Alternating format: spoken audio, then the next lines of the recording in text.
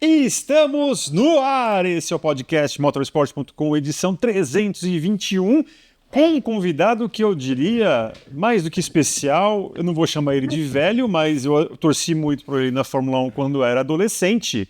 Eu até falei, Felipe, adolescente, mas eu era criança ainda.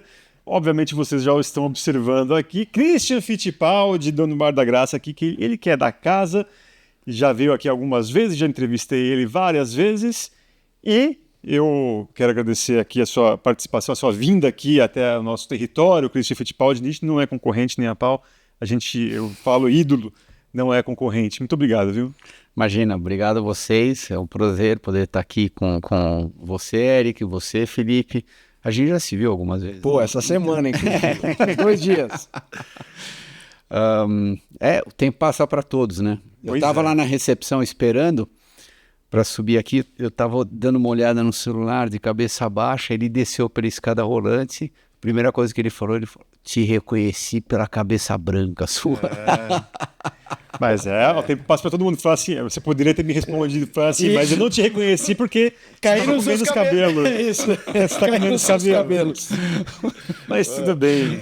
Etarismos à parte, é bom realmente vê-lo mais uma vez aqui. Felipe Mota, obrigado. Acho que você também aqui faz parte do apresentador dos canais ESPN. Quem que vai ter aqui a honra de começar? Eu vou falar. Não, manda bala aí. A camisa que ele está vestindo neste momento, Escuderia Bandeiras. Explica essa história pra gente. O que você vai fazer na Stock Car Pro Series a partir de 2025, Christian? Bom, a história toda, acho que entre eu e o Átila começou meio que em novembro. Eu recebi um texto, uma ligação dele, queria trocar uma ideia com você. Eu falei, vamos embora. Daí a gente até foi conversar a primeira vez no bar do Alemão em Itu. Ah, que legal. Daí a gente sentou, jantou, eu tô fazendo isso, o que você acha? Eu falei, uau, corajoso, parabéns. Mas daí a gente começou, desse jantar a gente foi desenvolvendo toda a conversa e meio que metade de janeiro, por aí, a gente conseguiu chegar... não é nem chegar, né? Eu acho que aquilo que o Átila tinha para oferecer, não só do ponto de vista de estrutura, aquilo que ele está montando, né? A estrutura toda e o convite que ele fez para mim, que é claro que eu me senti muito honrado. Eu acho que a gente conseguiu juntar duas sinergias que têm absolutamente tudo a ver, tanto do meu lado quanto do lado dele. E eu espero que a gente consiga colocar em prática aquilo que tanto ele quanto eu, nós tanto almejamos, né? Então é tentar fazer dessa equipe nova da Escuderia Bandeiras que ele está montando uma equipe extremamente competitiva e uma equipe que consegue entregar experiências diferenciadas em relação aos concorrentes. É claro que o mais importante é a performance na pista, mas a gente também está tentando colocar um pacote que o que é diferenciado na Escuderia Bandeiras, o que a Escuderia Bandeiras tem que os outros não têm. E é isso que a gente está trabalhando muito duro, todo dia pensando para tentar colocar esse pacote e deixar esse pacote o mais atrativo possível. Vamos lá, Christian, até para quem está acompanhando a gente, estamos falando de Stock Car, a equipe que o Átila montou tem o Christian Fittipaldi como chefe da equipe, e eu queria... Team Principal, não, mas... Não, no release, inclusive, estava lá, Team Principal. Sim, mas eu acho bonito a gente também trazer para o português algumas traduções. Christian, vamos lá. Você falou sobre... O Átila deu uma entrevista para a gente na última etapa do Stock Car, quando não havia sido feito ainda o draft das montadoras. Ele apresentou o projeto sem também definir todas as camadas dele. Ficou muito claro, ouvindo até outras pessoas, porque na entrevista com o Kaká Bueno, o Kaká falou, olha, o que o Átila está fazendo é muito sério. A gente teve outros parceiros que a gente conversou que falaram, olha, o movimento do Átila é um movimento agressivo. E você falou, corajoso, quando ele te apresentou. Descreve pra gente, quando ele te apresentou e você olhou com todo o seu know-how de automobilismo brasileiro, americano, europeu, opa, temos aqui algo importante, que eu imagino que até te fez aceitar o convite. Onde está essa ousadia, essa coragem para a gente entender exatamente? Eu acho que a estrutura que ele está montando e as pessoas que ele está tentando trazer para dentro do projeto. Então, são pessoas, eu diria que de um calibre relativamente alto, tanto todo mundo que está lá dentro, porque afinal de contas você não vai ter sucesso se a equipe inteira não tiver unida, não tiver conversando um com o outro, não tiver em harmonia, plenitude, enfim, tendo aquela sincronia que você precisa ter numa equipe vencedora, sem nenhum, eu diria que sem nenhum atrito interno, então o negócio funcionando de uma maneira suave. E o dia que a gente tiver os nossos desafios, como é que a gente vai resolver esses desafios o mais rápido possível? Porque afinal de contas, quanto mais tempo você leva para resolver os desafios que todo mundo tem, todas as equipes vão ter, é claro que você está perdendo tempo de coisas proativas que você podia estar fazendo. Então, é uma coisa você ter uma equipe para sobreviver e a outra coisa você ter uma equipe, como que eu posso melhorar? Como que eu posso fazer isso melhor? Como que eu posso ser mais competitivo? Algo mais proativo possível. Eu acho que é isso que o Átila está deslumbrando, está olhando. Como é que eu posso melhorar? Qual que é o próximo passo? Meio que colocar, estocar numa situação que ele está raising the game. Ele está colocando num nível mais alto. E, enfim, eu espero que a gente consiga fazer isso. Qual a diferença do seu trabalho que você vai ter na Escuderia Bandeiras com aquele que você fazia na Action Express ali depois que você parou? Na verdade, foi na transição entre Action Express e JDC. Inicialmente, eu tinha um vínculo com a Cadillac, daí logo na sequência veio o problema do Covid, daí a Cadillac parou com todos os seus programas, eles tiveram que reestruturar tudo de novo, e daí um dos programas que eu participava, eles resolveram parar com esse programa, justamente porque foi um período das nossas vidas, né, todos, que meio que ninguém sabia o que ia acontecer, né, logo no primeiro mês, segundo mês do Covid, quando que vamos voltar a correr, vai ter corrida esse ano, não vai ter, e daí, logo quando eu anunciei a minha aposentadoria em 2019, o Ken Thompson, da Mustang Sampling, no mesmo dia, ele me chamou para conversar comigo. Oi Ken, tudo bem? E aí, tudo jóia?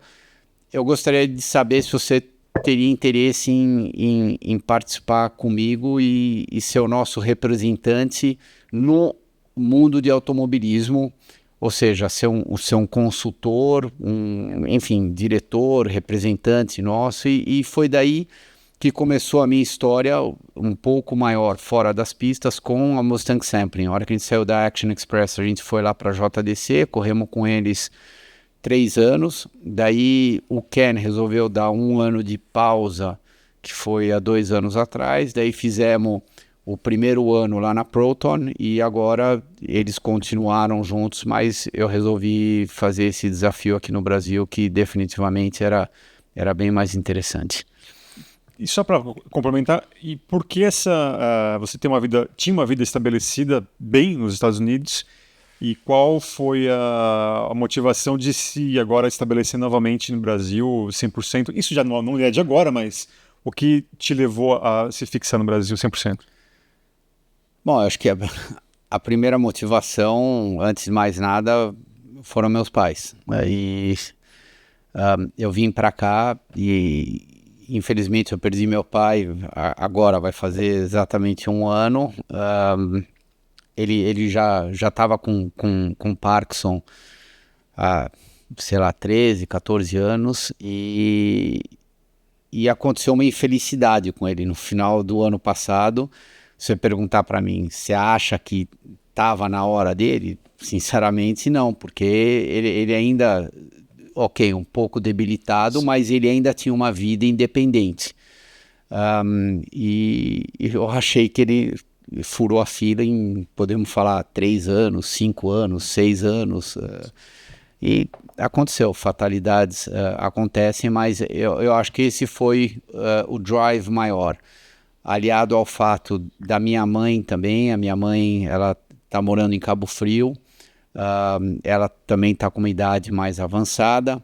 E daí, na sequência, eu diria que eu também queria dar experiência para minha filha, de morar um pouco aqui no Brasil, que ela foi muito cedo lá para os Estados Unidos. Ela ficou praticamente 10 anos lá nos Estados Unidos, e eu queria que ela também tivesse a experiência de viver no Brasil, de se comunicar com brasileiros, de tentar entender o que é uma cultura diferente e não só aprender a respeito da cultura americana. Então, quando a gente juntou tudo isso, eu acho que foi um momento de tentar fazer uma transição, além do que eu também estava, enfim, fora do Brasil mais de 30 anos, sim, eu acho, né? Então, é óbvio que nesse tempo estava indo e voltando, às vezes ficava aqui 2 meses, um mês, ou uma semana, mas, enfim, foi o pacote.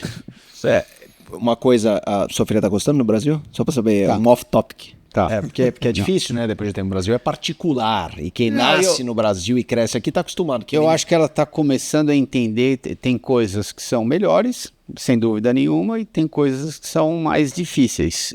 Eu acho que ela tá conseguindo enxergar isso daí. Afinal de contas, ela tá com 14 anos.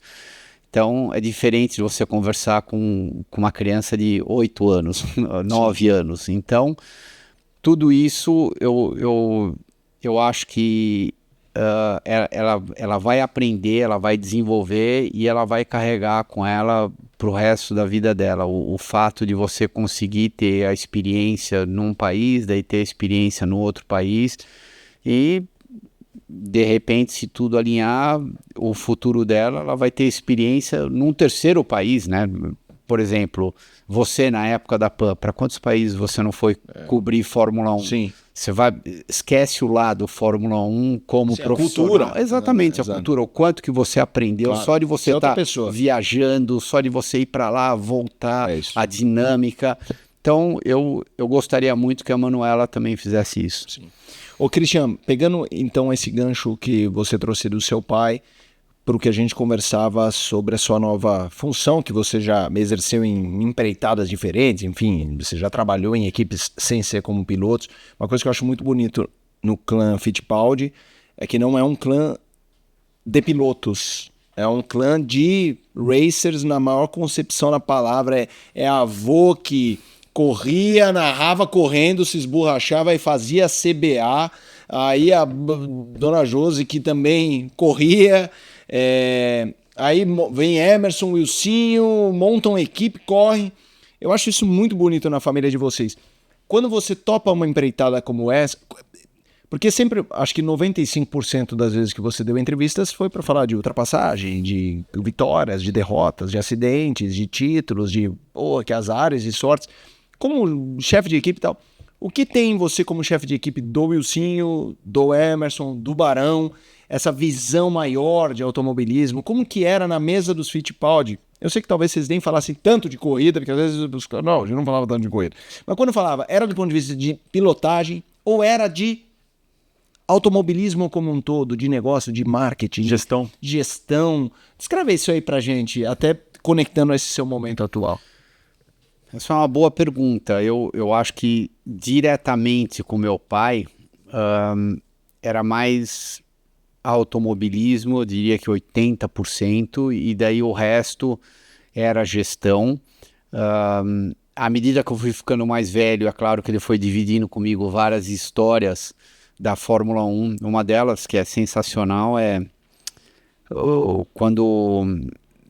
eu acho que foi o Mário que foi campeão em 78, né? Ele chegou lá na Lotus e contratou o Ralph Bellamy para desenhar o carro novo, nosso carro de 79, diga-se de passagem, era o melhor carro que a gente, melhor não, era o carro mais bonito feito pela Copersucar Fittipaldi, só que era o carro que era um desastre como performance. E ele chegou pro Ralph e ele falou, quanto você quer para vir trabalhar para a gente? O Ralph falou X, ele foi lá, fez o cheque e trouxe ele para Fittipaldi, ou seja, eles tinham acabado de ter muito sucesso, acabado de ser campeão do mundo, e a hora que ele chegou lá na equipe, ele falou, bom, Ralph, o negócio é o seguinte, eu quero que você desenhe uma Lotus 78 para 79, pintada de amarelo, e ponto final. Eu não quero que você invente, não quero que isso, não quero que aquilo, não quero que nada, eu quero uma Lotus 78 pintada de amarelo. Qual que foi a linha de raciocínio dele? Ele falou, bom, de repente não vai ter algumas evoluções, então não vai ser tão competitivo em relação a outros carros, mas o carro não vai estar andando em 20º, por exemplo. E ele acreditava que ao longo da temporada ele conseguiria fazer certas evoluções lá no carro que ia tornar esse carro extremamente competitivo. O Ralph conseguiu convencer ele que ele tem uma ideia geniosa aqui na cabeça e, enfim, eu vou fazer um carro diferente e eu tenho certeza que você vai ter muito sucesso com isso. E meu pai foi convencido pelo Ralph. Daí um dia, lá na Fórmula 1, lá na Copersucar, que você sabe exatamente onde é que era, quase na frente lá do portão 7, o andar de cima era onde o Ralph ficava desenhando, e naquela época, né, era tudo na mão, né, uma prancheta gigante, tudo. Ele entrou lá dentro para poder acompanhar o que estava acontecendo. E o Ralph olhou assim para o meu pai e falou assim, Wilson, você sabe que passam 4 ratos a cada 1h30 aqui na avenida, né? Daí meu pai falou, nossa... Eu ofereci o dinheiro que ele queria. O cara tá contando algo. Exatamente. Pedi para ele fazer uma Lotus 78 de amarelo. Ele conseguiu me convencer que o que ele tinha na cabeça era melhor do que a Lotus 78. E ele me vem com essa historinha que ele tá olhando.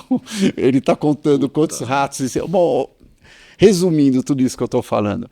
Onde eu quero chegar, as pessoas geniosas, ou seja, ele estava contando os ratos porque na hora ele estava viajando, né? Como é que eu vou colocar isso em prática? Como é que eu vou desenhar tudo? Mas essa história, meu pai contando, era fora do comum. E, no entanto, a hora que o carro ficou pronto, é para mim o carro mais bonito que a gente fez disparado. Só que a hora que o Emerson sentou dentro do carro, ele deu, sei lá, 2 voltas. 2 voltas e falou, fodeu. Exatamente. Ele entrou no box, olhou pro meu pai, do jeito que o olhinho dele já olhava pro meu pai já sabia. Ele nem começou a falar, né? Como é que o carro tava, meu pai falou, não vai dar certo isso daqui. E daí a hora que ele desceu do carro, o primeiro debrief deles, ele falou, estamos ferrados, isso daqui torce mais que uma banana.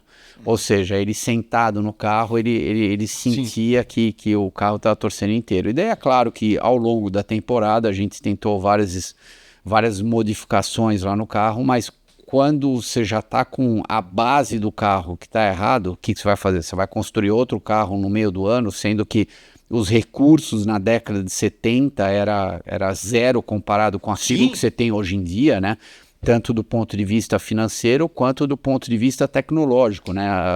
A sua evolução, a sua prontidão de como você conseguia mudar um projeto era completamente diferente daquilo que dá para fazer hoje em dia.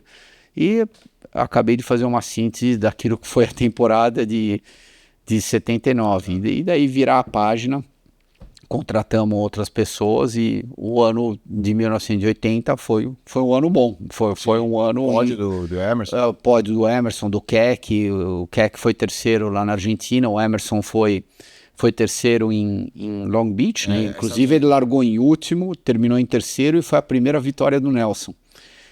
Então, o Nelson ganhou a corrida, o Patrese chegou em segundo e o Emerson terminou em terceiro. Cara, eu não sei você, Eric, mas eu fico emocionado porque essa história do Christian, além de muito rica do ponto de vista de automobilismo, eu acho muito mágico essa coisa do, primeiro, e isso não só o Emerson, não só o Wilson, um piloto sentar no carro, dar 2 voltas e falar assim, cara, não vai. É que é esse feeling, né? A extensão no corpo dele fala, cara, aqui não vai.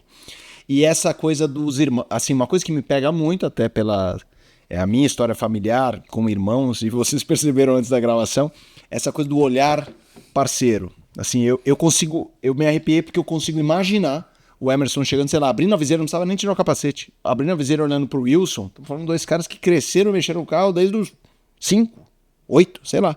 Um olhar de cumplicidade e ao mesmo tempo de desespero do... Cara, eu consegui entrar nessa cena que ele descreveu. E aí eu até te pergunto, você nasceu em 71. Como que eram essas frustrações num almoço?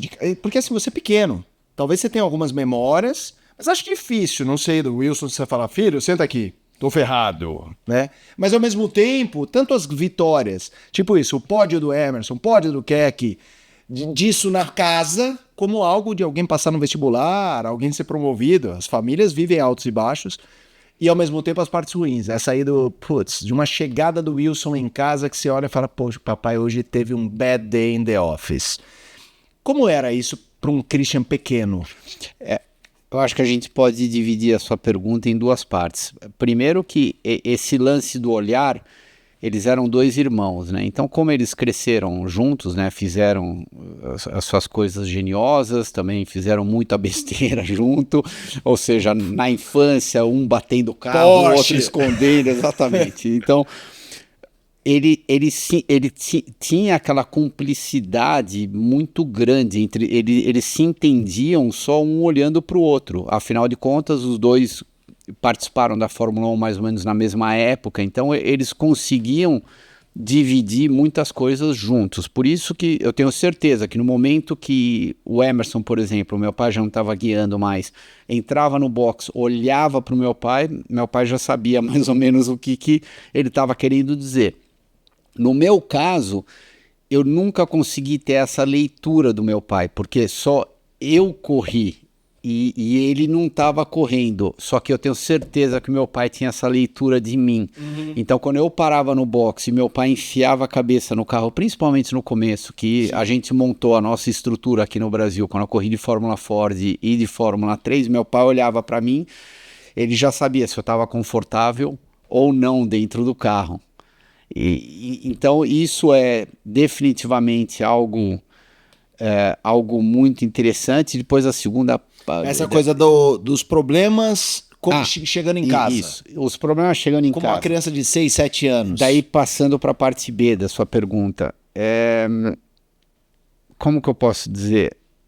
Teve uma época que... Sim, a gente teve muito sucesso, a família Fittipaldi teve muito sucesso, principalmente... Se você parar para pensar no começo do projeto Copersucar, né? Afinal de contas, o Emerson veio correr em 1976, ele era bicampeão do mundo de Fórmula 1 e 2 vezes vice-campeão do mundo de Fórmula 1. Então, simplesmente largar uma McLaren que estava meio que por cima naquela época e vir correr com a gente, chocou todos, né? Enfim, todos eu digo daquele mundo lá da Fórmula 1.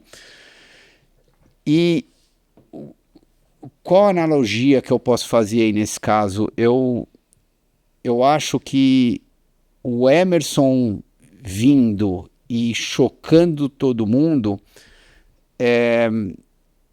acabou, sim, abrindo muitas portas para um sonho de 2 irmãos para terem sucesso dentro da Fórmula 1, mas ao mesmo tempo trouxe muitas dificuldades. E eu lembro quando começou a equipe começou a ter problemas financeiros, meu pai, por exemplo, sempre gostou de carros, né? Ele sempre, se você perguntar para mim como é que era o teu pai, descreva teu pai, ele era um carro, ele era uma pessoa de engenharia, de admirar um carro, de tentar entender como é que o carro funcionava.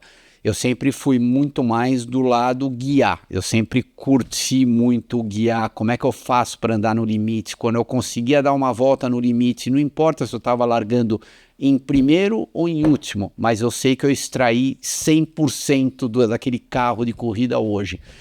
E daí, no caso, o meu pai, ele conseguiu construir muito, teve muito sucesso ao longo da vida dele, só que chegou uma hora que, como ele era um racer, como você falava de corrida para ele, o olhinho brilhava, ele foi insistindo, e talvez como o apoio financeiro ficou cada vez mais difícil no final da equipe Fittipaldi, ele deveria ter puxado o freio de mão um pouquinho antes. A gente chegou a perder tudo, a gente teve que vender a casa que a gente morava, na época acho que eu tinha 12 anos, 13 anos, ele vendeu um Porsche 917 que a gente tinha, que hoje em dia esse Porsche vale mais de 20 milhões de dólares, por exemplo. Ele vendeu um Porsche 917 por 650 mil libras, na época, que era o preço. O David Piper, que era um corredor de corridas de carro histórico lá na Inglaterra, comprou o carro dele. Ele fez o cheque para o meu pai olhou para o cheque e deu para o banco.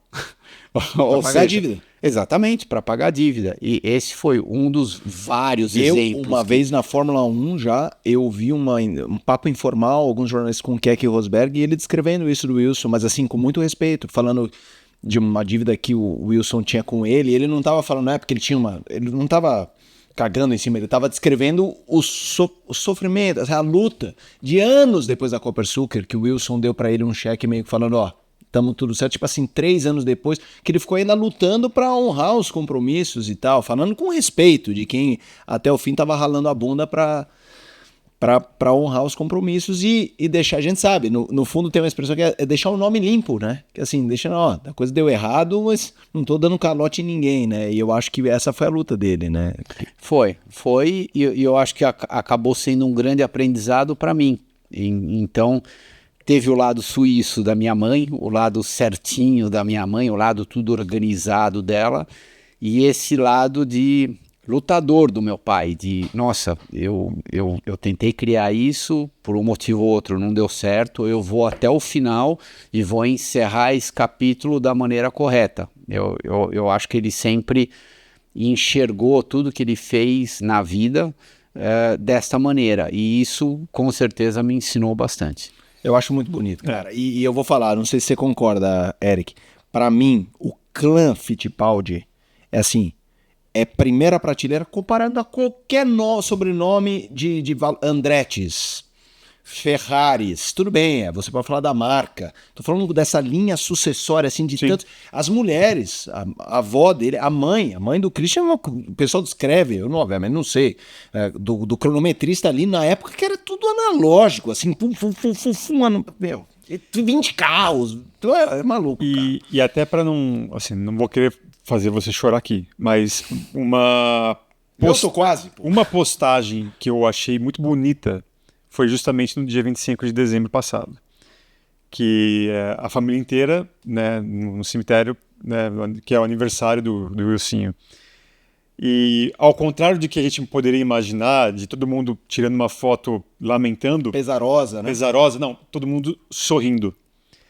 Conta pra gente os bastidores desse dia, que foi justamente um ano, o aniversário do seu pai, que era o dia de Natal, e que também justamente foi o que aconteceu, o que acabou abreviando a passagem dele aqui. Como que foi esse dia para vocês? Eu acho que o mais legal de tudo esse dia é que ninguém fez aquilo porque a gente tinha a responsabilidade de estar lá no dia 25. A gente fez aquilo porque a gente queria. Sim. Então, a Cris, a minha esposa, chegou para mim e falou, e aí, o que a gente vai fazer?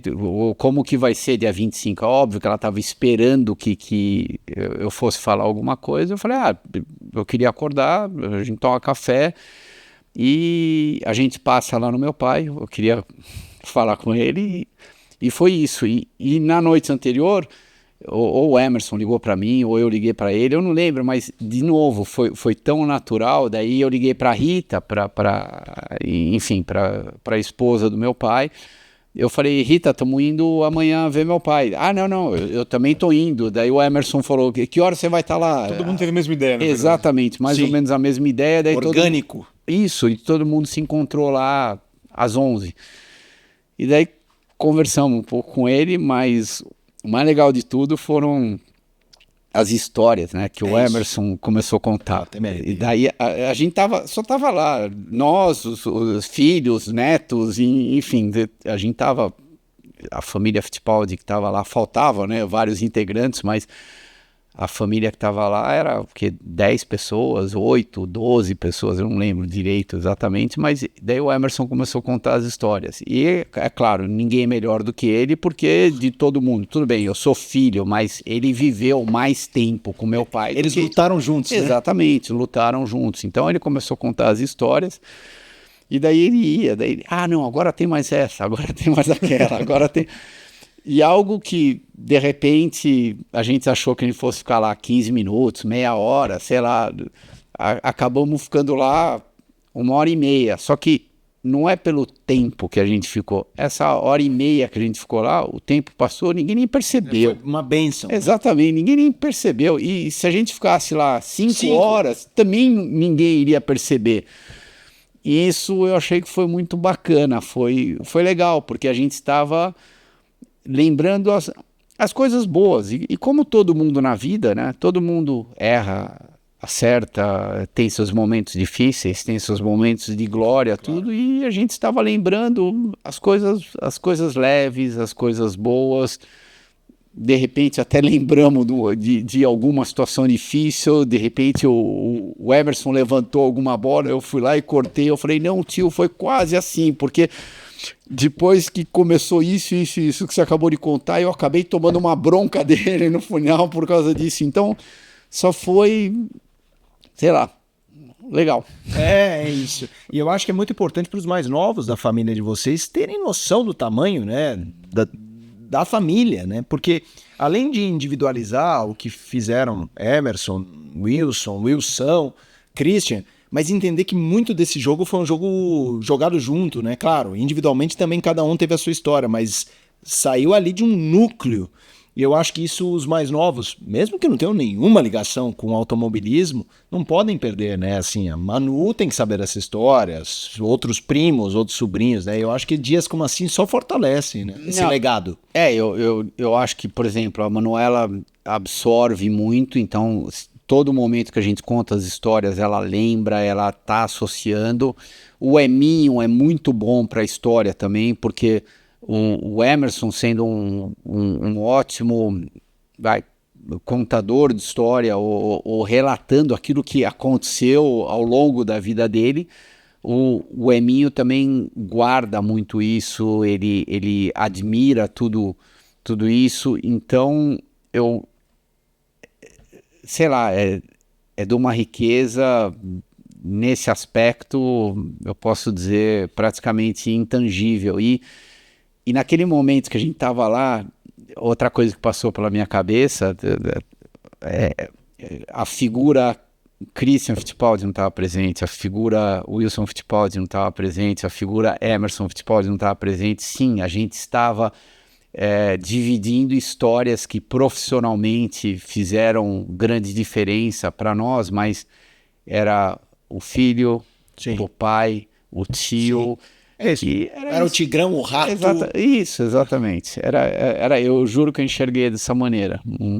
Foi legal. Foi demais. Vamos mudar agora, virar de página aqui, Felipe. Que privilégio nosso, né? Eu espero que o pessoal esteja gostando, mas eu falo que a grande beleza do nosso trabalho é o privilégio de encontrar. Assim, a gente teve junto no Bola da Vez essa semana, eu, o Christian, tava o Plihal, tava o Nasser lá na ESPN.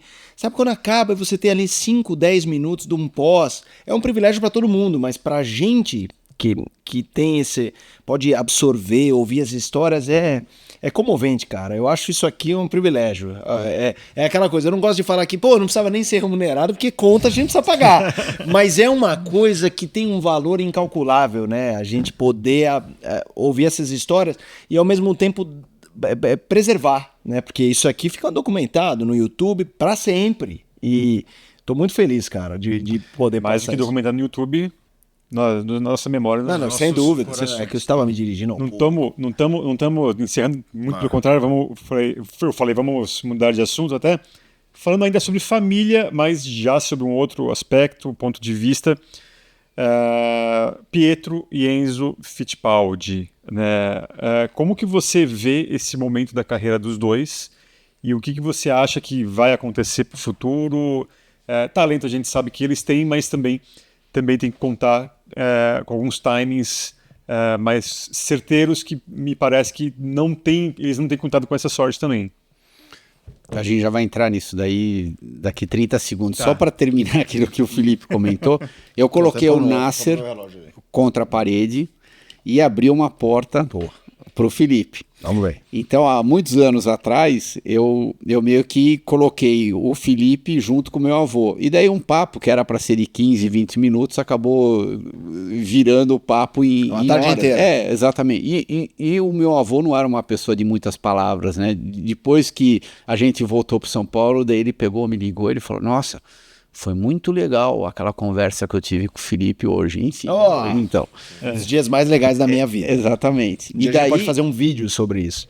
Aonde que eu coloquei o Nasser contra a parede? Eu falei assim, ó, eu fiz isso pro Felipe e o Barão, agora você vai ter que fazer com o Roger Penske. Então, Só isso. ó, tá todo mundo aqui de prova. Ao vivo, ele falou. Exatamente. Ele vai ter que abrir a porta com o Roger pro Felipe ir lá entrevistar ele. Será até suas, é Gucci. Mas entrando do lado do Enzo e do Pietro, sim, concordo com você em gênero, número e grau, tem talento. Eu acho que, de repente, o timing de algumas situações não foi tão favorável para ambos. E se você perguntar para mim, eles estão na mesma situação que eles estavam há 4 anos atrás, há 3 anos atrás, onde realmente eles eram uma promessa e aonde o Pietro foi visto por um período, eu diria que da vida ou da carreira profissional dele, nossa, é o próximo brasileiro na Fórmula 1, o Enzo também, se não era o próximo brasileiro, mas meio que estava lá na boca do gol. E eu acho que por um motivo ou outro, eu sinceramente eu não estou por trás de todas as histórias para poder fazer uma análise justa, mas vamos ser realistas, elas não caminharam exatamente do jeito que eles gostariam que ela tivesse caminhado. Eles perderam o timing daquela janela de Fórmula 1? Eu acho que perderam. Agora, milagres acontecem? Sim, milagres acontecem. Então, é impossível eles voltarem para lá? Não, impossível não é. Mas que eles perderam o timing natural de entrar na Fórmula 1? Sim, eles perderam.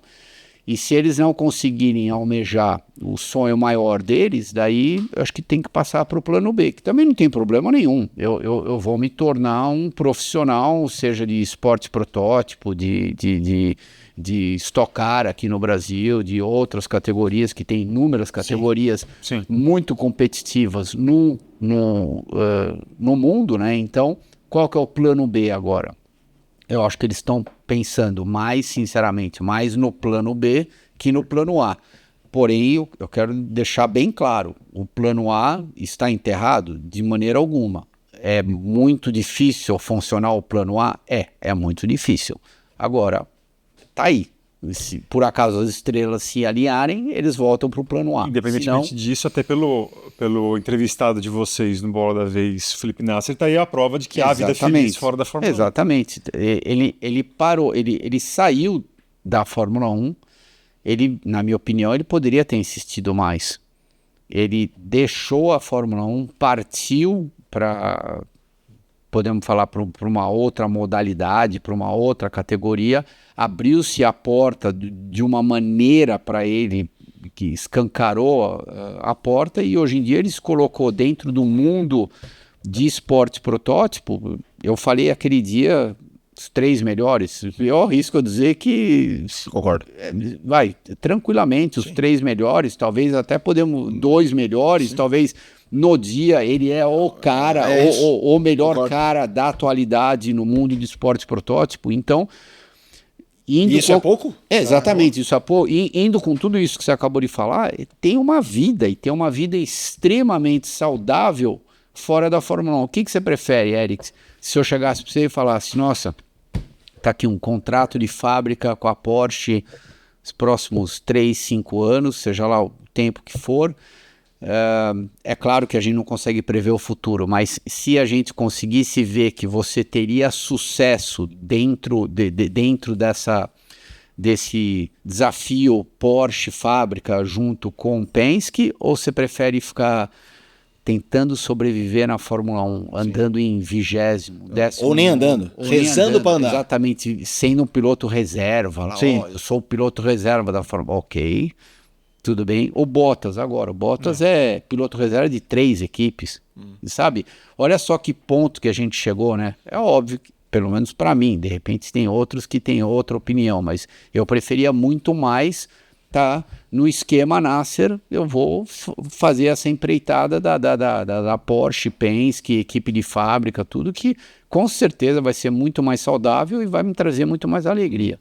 Deixa eu, já que estamos falando de Fórmula 1, vamos falar de Fórmula 1. Vou dar uma pressionada aqui no Christian. Christian, a gente teve um bate-papo recentemente que é de tudo que a gente tem em 25, que promete ser um ano muito especial na Fórmula 1, o que você está mais curioso para ver? Eu vou jogar alguns elementos na mesa. Saber como vai se comportar o Max numa Red Bull que a gente não sabe como é que vai estar. Hamilton na Ferrari, tanto num contexto geral de Fórmula 1 quanto no contexto Ferrari. Hamilton, Leclerc, a disputa McLaren, Piastri, Norris, Bortoleto levando o Brasil de volta à Fórmula 1. Tem muita coisa, acho que tudo isso é muito interessante. Mas de tudo, o que assim, na corrida 1 você fala, se eu tivesse que fazer aqui uma hierarquia, quem larga na pole do seu interesse para ver o que vai acontecer? Quem larga na pole em que... No seu interesse, assim, quando você for assistir a corrida... Que vai te deixar mais curioso para assistir. O que eu quero mais ver na corrida 1? Que resposta eu quero ter? Hamilton bem, Hamilton mal. Verstappen bem, Verstappen mal. Piastri encomendando o Norris. Bortoleto estreando, entendeu? Tudo isso é legal. Mas o que você está mais curioso? Pra gente começar esse debate. Eu acho que a corrida... Vamos começar pelo Bortoleto, só pelo fato de ele ser brasileiro, enfim, e ter uma torcida muito grande por trás dele. Afinal de contas, fazem quantos anos que um brasileiro não está na Fórmula 1? Desde o Massa? Né? De forma regular o Massa. Final de 17. E isso contando com aquele ano que ele voltou. O 17 é o ano da volta. É o ano 16 da volta, ele se aposenta, volta 17. Volta em 17. Graças ao Nico Rosberg. Eu acho que a corrida do Bortoleto é contra um carro. É o carro do Hülkenberg. Mais nada. Então, os outros 18 carros, ele pode praticamente esquecer. Se ele se colocar numa posição extremamente forte em relação ao Hülkenberg, você pode ter certeza que inúmeras outras portas irão se abrir. Eu acho que a Sauber, do jeito que ela está hoje em dia e vendo tudo que está acontecendo do ponto de vista de regulamentação entre 24 e 25, você está esperando grandes mudanças da Sauber? Não, eu não estou esperando. Porém, também milagres acontecem. Aí a gente está contando com um milagre, é algo meio que fora da curva. Então, eu não estou contando, estou sendo uma pessoa realista. Sendo uma pessoa realista, eu não vejo a Sauber dando um salto de qualidade gigante e ser uma equipe que larga constantemente de 8º a 12º. Não vejo isso acontecer. Tendo dito isso, volto a reenfatizar aquilo que eu tinha dito, a corrida dele é contra o Hülkenberg. O Hülkenberg é muito bem conceituado do ponto de vista de velocidade. Eu acho que quando entregam um carro confortável para ele nas corridas, ele demonstrou com a melhora da Haas, principalmente nessa temporada, que ele era um piloto muito mais forte nas corridas do que ele já foi no passado. E eu acho que se o Gabriel fizer frente direta a ele, com a pouca experiência, ou experiência zero que ele tem praticamente na Fórmula 1 comparado com o Hulk, eu tenho certeza que inúmeras portas vão se abrir para ele. Como você avalia o Bortoleto? Assim, do ponto de vista de potencial. Bom, ele praticamente na escadinha ganhou tudo até agora no primeiro ano, né? Sim. Então, algo diferenciado a gente tem que tentar encontrar aí. Tendo dito isso, eu também já vi, por exemplo, inúmeros talentos, né, que na hora que chegaram lá na Fórmula 1, por um motivo ou outro, acabou não dando certo e vice-versa, né? Então, por exemplo, o Kimi, o próprio Kimi, ele fez quantas corridas de carro até ele começar a correr de Fórmula 1? Acho que foram total 35, 40, sei lá. Foram pouquíssimas. Ele teve aquela ascensão meteórica. Tendo dito isso, em teoria, acompanhando a carreira do Gabriel, foi fenomenal até agora. Só que ele chegou na Fórmula 1, onde a Fórmula 1 você tem que lidar com uma série de outras coisas que talvez você não teve que lidar nas categorias de base, ou seja, principalmente do ponto de vista de pressão. É uma pressão muito grande e da Fórmula 1 você não tem mais para onde ir. Então você sabe que meio que eu cheguei no final da linha aqui. Ou eu dou certo ou eu dou errado. Sim. Porque não tem mais para onde ir. Quando você está fazendo as etapas até chegar lá, às vezes tem a opção 1B. Então, a 1A não deu certo, mas de repente eu vou nessa categoria que é parecida com essa, daí eu me dou bem aqui e volto para lá. Então, você consegue se movimentar um pouquinho mais até se chegar na Fórmula 1. Na Fórmula 1 não, você chegou na parte mais estreita do funil e só alguns conseguem sair do funil com muito sucesso. Perfeito. E também, até observando isso a pergunta que o Felipe falou, como que você imagina esse duelo Leclerc-Hamilton e como que você vê essa dualidade, né? O Hamilton trazendo, né, ser inglês, sempre correr com aquele método anglo-saxão. Anglo-germânico, que também pega na Mercedes. Sim. Para a Itália, para a Ferrari, aquela coisa. Como que você... É água e óleo ou você acha que dá liga e dá mistura? E quando você viu a foto, ele de vermelho, o que você achou? Você está falando isso da foto porque eu tinha comentado lá no Pela... Bom, esse cara mandou muito bem, né? Porque, coincidentemente, eu acho que alguns dias antes da gente começar a gravar de novo, ele postou algo, falou, que é pura verdade. Seja lá você fã do Hamilton ou fã do Verstappen, não é o ponto aqui da minha conversa. O ponto é, olha o que essa foto é pesada. E realmente, o cara é 7 vezes campeão do mundo. Quando que a Ferrari contratou alguém que foi 7 vezes campeão do mundo para correr pela primeira vez, no seu ano de estreia lá na Ferrari? Isso, primeiro, que nunca aconteceu na história da Ferrari. Estamos falando do Hamilton, que evidentemente dispensa qualquer tipo de comentário. Então, seja lá o outcome lá da história, ou seja, o Hamilton indo bem ou mal, foi uma foto para a gente guardar, que nem as fotos icônicas do mundo. Aquela foto, por exemplo, do Nelson, do Nigel, do Prost e do Ayrton. Concordo com você. É uma foto icônica. A foto do Hamilton eu coloco com certeza no mesmo nível.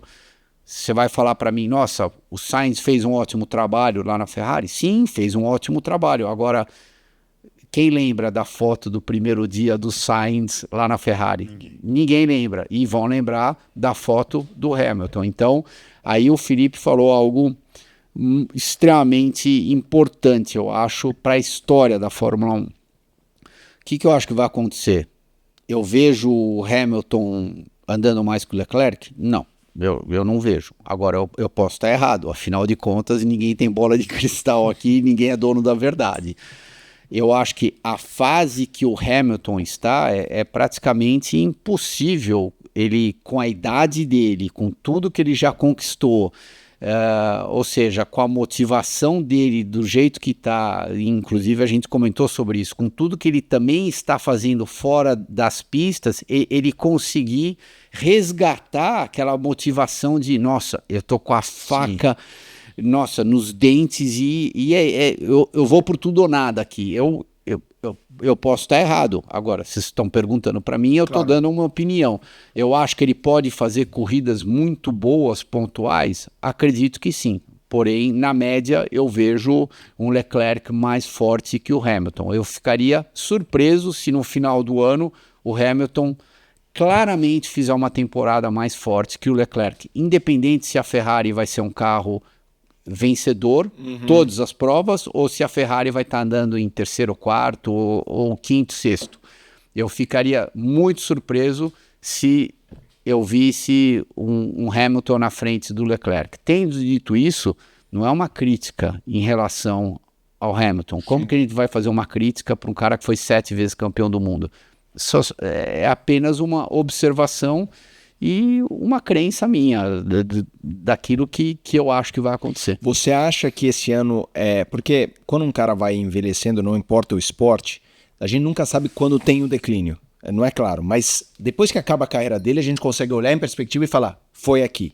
Você acha que o perigo de 2025 é isso ficar claro? Assim, num ano em que de repente ele não supere o Leclerc, que não tem vergonha nenhuma, o Leclerc é um grande piloto. Lógico. Mas se ele perder, claramente um volume grande de pessoas vai dizer, acabou, Hamilton acabou. Você acha que 25 tem esse perigo para ele, Hamilton?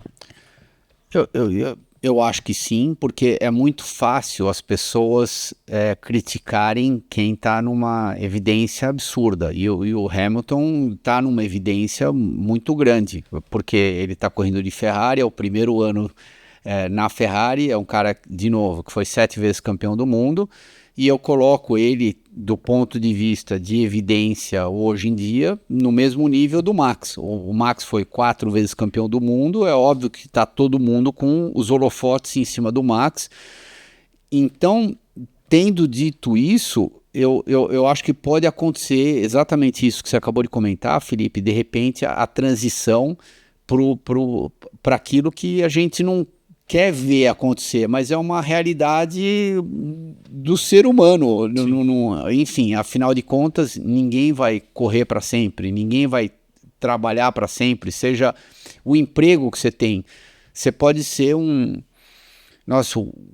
cara mais brilhante dirigindo uma empresa, por exemplo. Chega uma hora que o teu tempo passa, porque vem outra pessoa melhor que você e ainda bem que acontecem essas coisas na vida, né? Pior se não acontecesse, se a gente não estaria dando chance para nenhum outro Hamilton que eventualmente possa acontecer. Basta a gente ver os números, né? Eu inclusive cruzei com uma foto outro dia, quando o Prost venceu na Fórmula 1 pela 28ª vez. E fizeram uma foto com a equipe toda, colocaram a placa Prost P1 28 wins, né? E eu lembro que o grande moto daquela foto era... Passou o Jack Stewart? Passou o Jack Stewart. Só que a gente tá falando de 28 vitórias, 27 vitórias. Olha hoje em dia quantas vitórias o Max tem, o Hamilton tem. Ou seja, por quê? Eles são melhores do que de repente o Prost era naquela época? Talvez não. E o Prost chegou em 51 depois. E o Prost chegou em 51. É que a dinâmica do esporte mudou. Muito. Então só o ano tem 24 exatamente. Então eu acho que a gente vai continuar vendo essas mudanças que é aquilo que sempre falam, né? Como é que você vai comparar o Verstappen com o Fangio? Não tem comparação.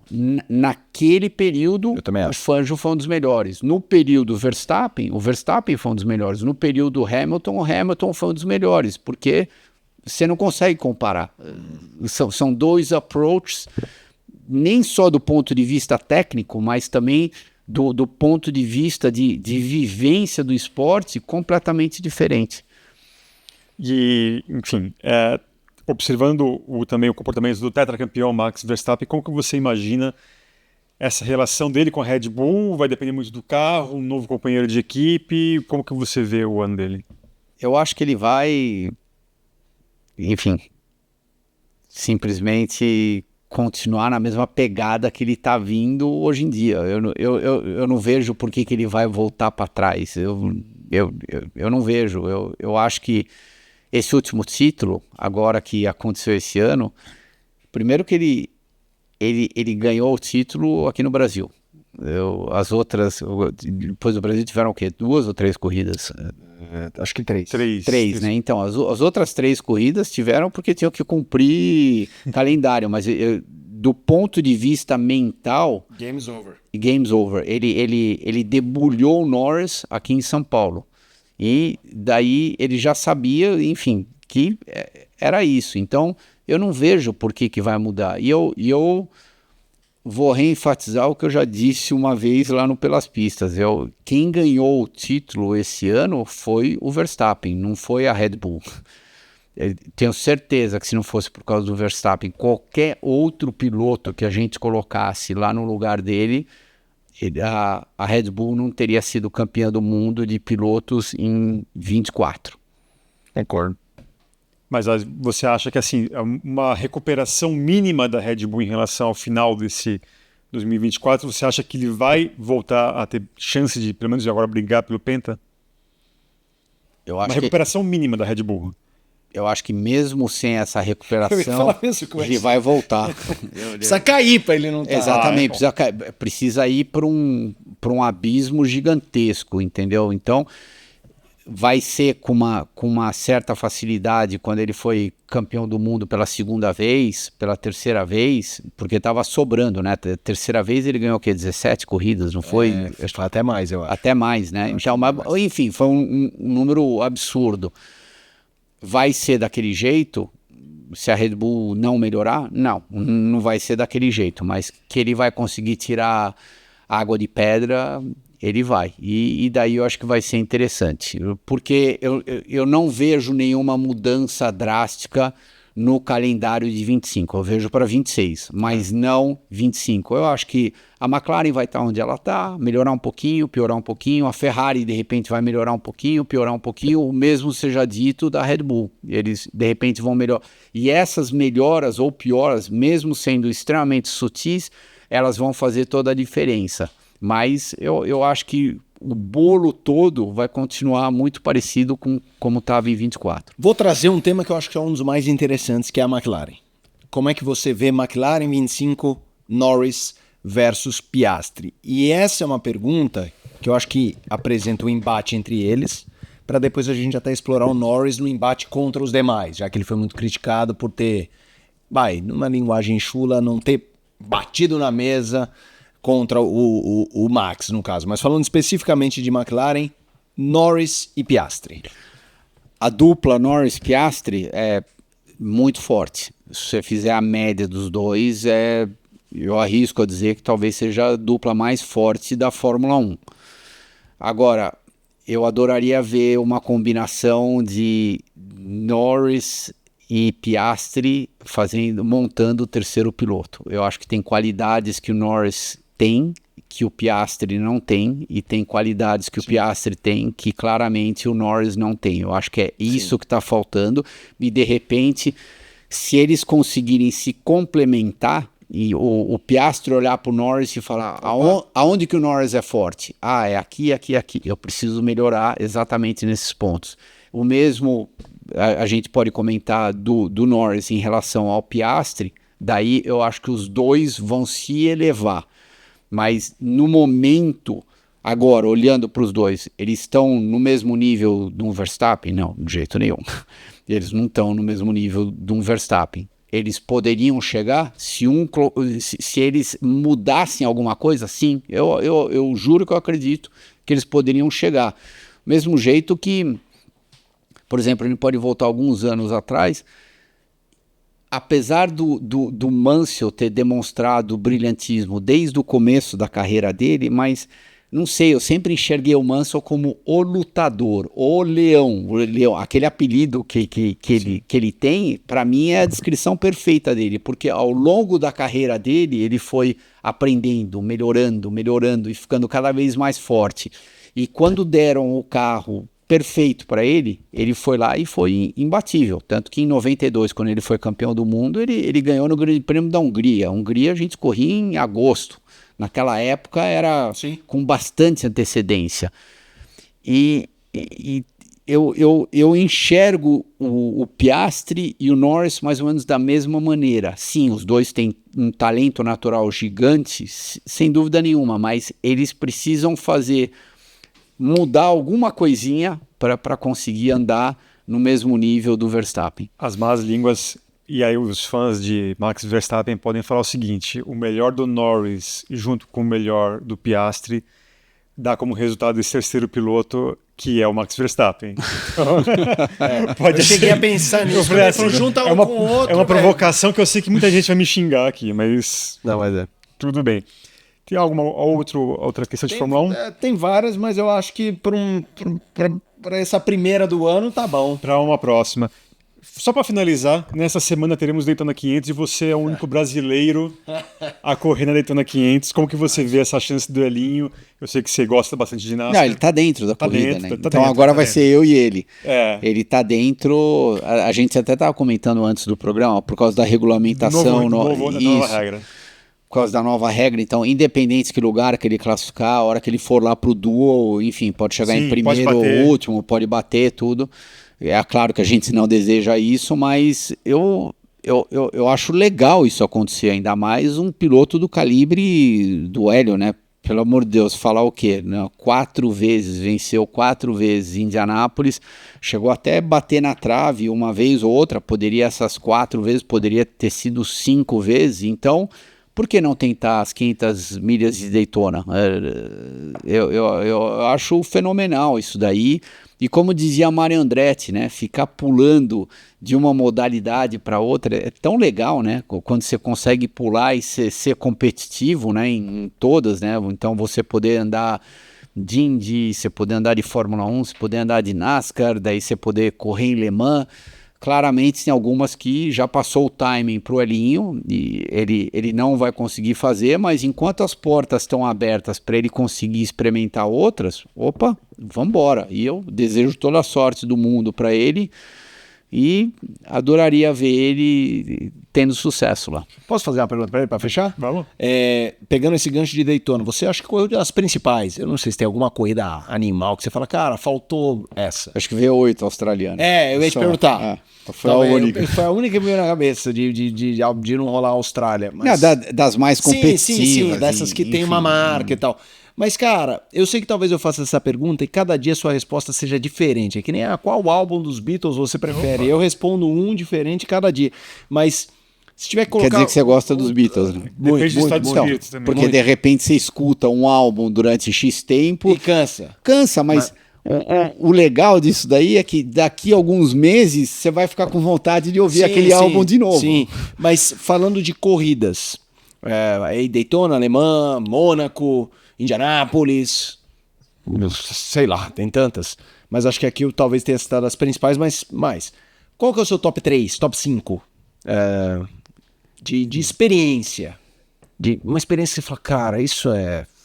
E é o que eu falei, de repente você responder daqui 2 dias, a resposta é diferente. Mas hoje, qual o top 3, top 5, de repente, de grandes experiências em carro que você fala, vai, Le Mans, Daytona 500, 24 horas Daytona, 24 horas, Daytona, Mônaco, Spa, Interlagos. Suzuka, entendeu? Top 5 ou 3, whatever.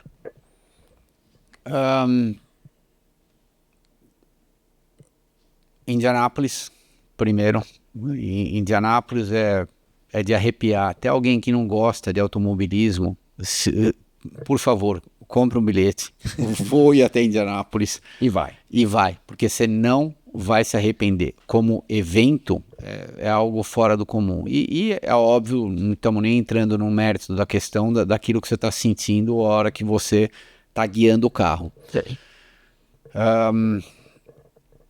Mônaco, apesar de eu vou bater de novo na tecla, um monte de gente acha a corrida mais chata do mundo, o desafio que é guiar em Mônaco, principalmente na classificação, porque todo mundo que está participando do evento sabe que classificação é 95% da corrida. Quali Mônaco O quali em Mônaco é algo fora do comum. E você conseguir dar uma volta num carro de Fórmula 1 no limite, encostando no guarda-reio, sem quebrar o carro e terminando a sua volta, enfim, é algo que eu vou carregar comigo pro resto da minha vida, entendeu? Foi uma daquelas experiências fenomenais. sabendo que você está no limite do carro, e vou voltar àquilo que eu tinha dito no começo do programa, não importa se você vai largar em primeiro ou se você vai largar em último, sabendo que com o material que você tinha nas mãos, você levou aquele material absolutamente no limite máximo. Daí o resto,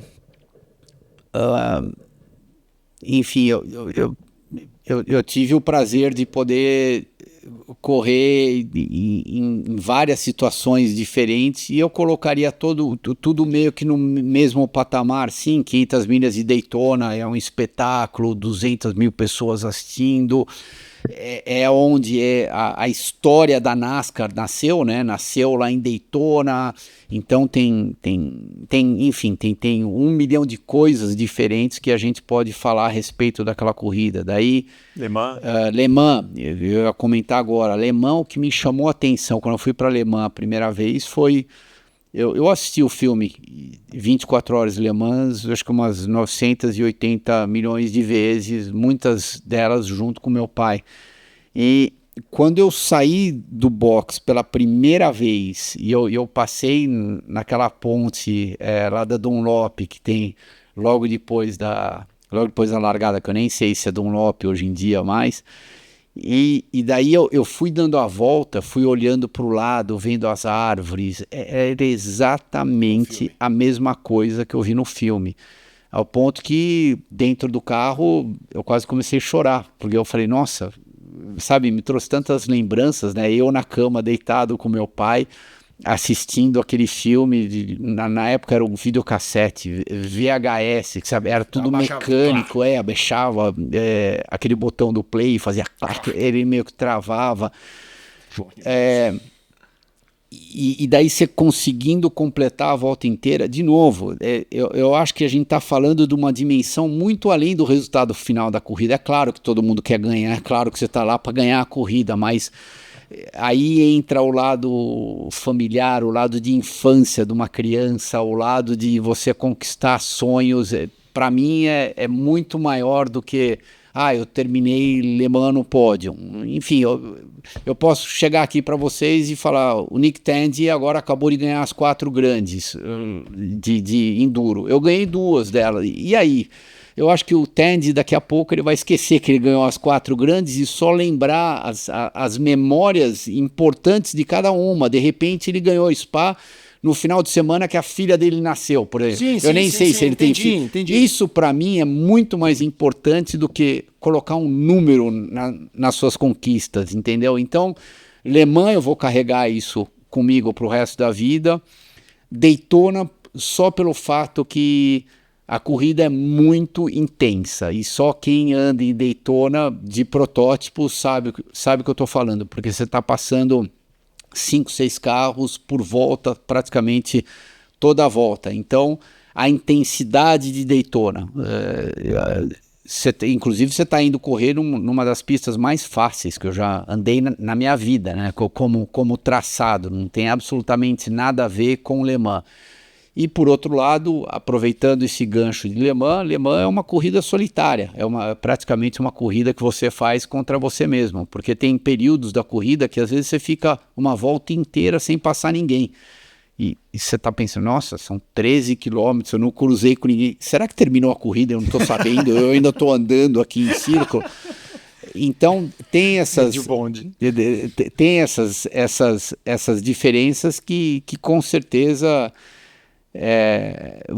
enfim, eu não sei qual é a melhor palavra em português, mas é um heritage, né, que você carrega com você e são detalhes que você vai carregar com você para o resto da vida, do mesmo jeito que eu não colocaria nesse mesmo patamar, mas, por exemplo, a última corrida de Fórmula 2, no meu caso, Fórmula 3000, para qualquer piloto que está sonhando com a Fórmula 1, é extremamente importante.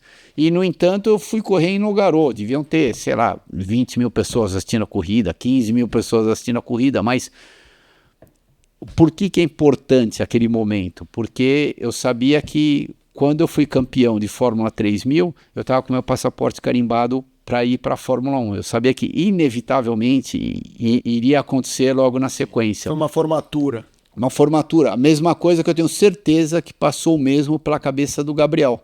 Quando ele foi campeão de Fórmula 2 na última corrida dele, tudo bem, de repente você não vai comparar aquele evento a uma Indy 500, sei lá, um grande prêmio de Mônaco, mas para ele como piloto foi extremamente importante porque ele sabia que ele carimbou o passaporte para a Fórmula 1 naquele momento.